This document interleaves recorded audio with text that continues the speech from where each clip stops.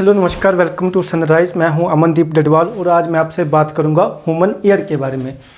तो देखो, आज मैं आपसे बात करूंगा ह्यूमन ईयर के बारे में।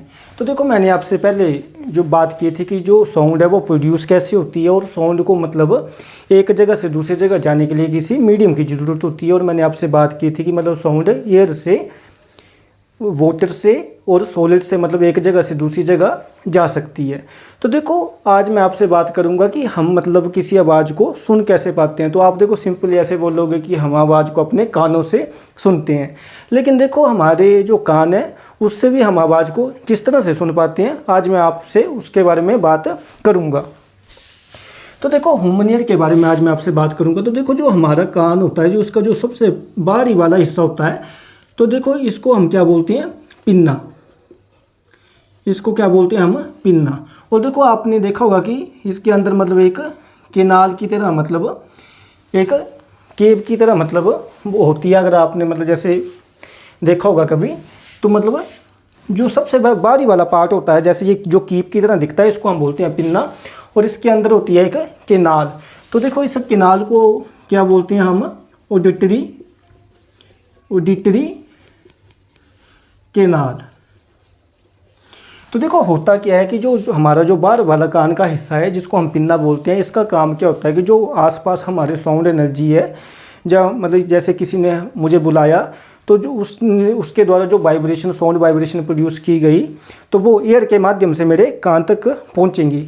तो ये जो बाहरी वाला हिस्सा है पिन्ना, इसका काम क्या है कि ये उन साउंड की वाइब्रेशन को कलेक्ट करेगा। मतलब जो किसी ने मुझे बुलाया, जो मेरे कान तक पहुंची है, ये इनको क्या करेगा, कलेक्ट करेगा, ये बाहरी वाला हिस्सा। फिर देखो, जो ऑडिटरी केनाल है, ये क्या करेगी, वो उन साउंड वाइब्रेशंस को, देखो ये बाहर से आई ना पहले, तो इसने ये कलेक्ट कर ली सारे। फिर देखो, ये जो ऑडिटरी केनाल है ना, साउंड वाइब्रेशन को अंदर तक ले जाएगी और मतलब ये अंदर इनको ईयर ड्रम तक लेके जाएगी। तो देखो, आपने सुना होगा किसी से कि मतलब अपने मतलब कान में कुछ नुकीला वगैरह मत डालना, नहीं तो पर्दा फट जाएगा। तो देखो, जो ईयर ड्रम है, इसी को मतलब कान का पर्दा बोला जाता है। तो देखो, होता क्या है कि जो साउंड एनर्जी इसने कलेक्ट की सबसे पहले पिन्ना ने, आउटर ईयर ने, इसने फिर ऑडिटरी केनाल के द्वारा इस एनर्जी को मतलब ईयर ड्रम तक भेजा। तो देखो, जो ईयर ड्रम होता है आपका, ये एक रबर की तरह होता है, या एक स्ट्रेच्ड मेम्ब्रेन की तरह होता है। तो जब ये साउंड एनर्जी इसके पास जाती है, तो ये क्या करता है, ये वाइब्रेट करना शुरू कर देता है, यानी कि ये कांपना शुरू कर देता है। और देखो, उसके अंदर आता है फिर हमारा मिडल ईयर। तो देखो, जो हमारा मिडल ईयर होता है, उसमें क्या होती हैं, 3 हड्डियां होती हैं। एक हड्डी का नाम होता है हैमर,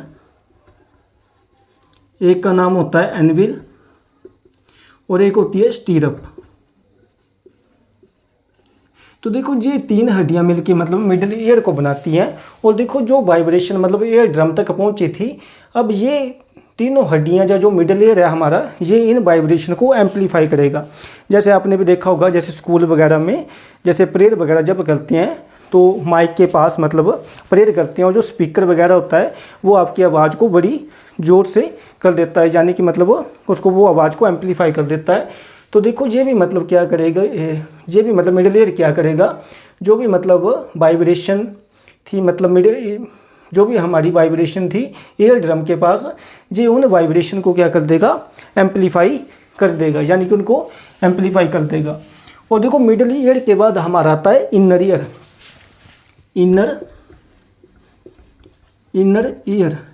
तो देखो, जो इनर ईयर होता है हमारा, इसमें एक इस तरह मतलब स्नेल्स की तरह एक स्ट्रक्चर होता है, इसको हम बोलते हैं कोक्लिया।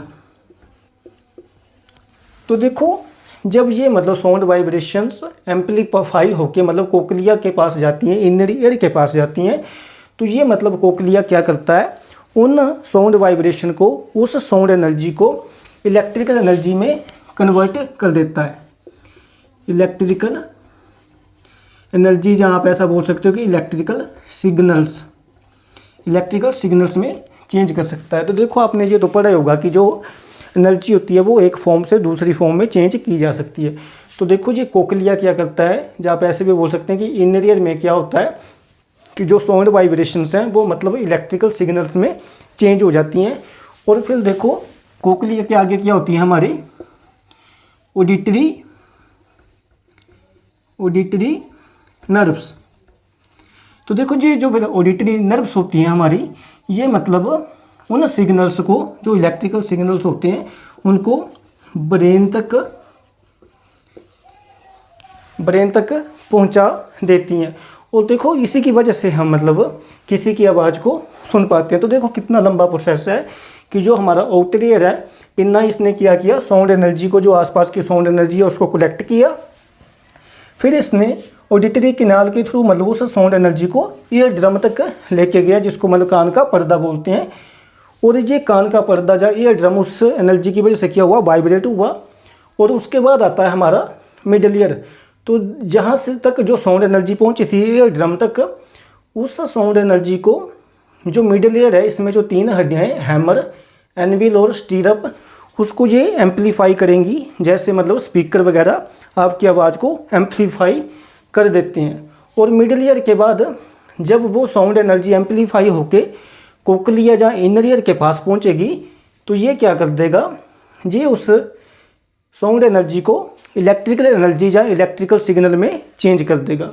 और उसके बाद वो इलेक्ट्रिकल सिग्नल आगे जो हमारी ऑडिटरी नर्व होंगी उनकी हेल्प से मतलब ब्रेन तक वो इलेक्ट्रिकल सिग्नल पहुंच जाएंगे और हम समझ पाएंगे कि मतलब कोई क्या बोल रहा है या हमें कोई बुला रहा है। तो देखो जी इस तरह का प्रोसेस होता है। तो देखो जी चैप्टर यहीं पे समाप्त होता है। धन्यवाद।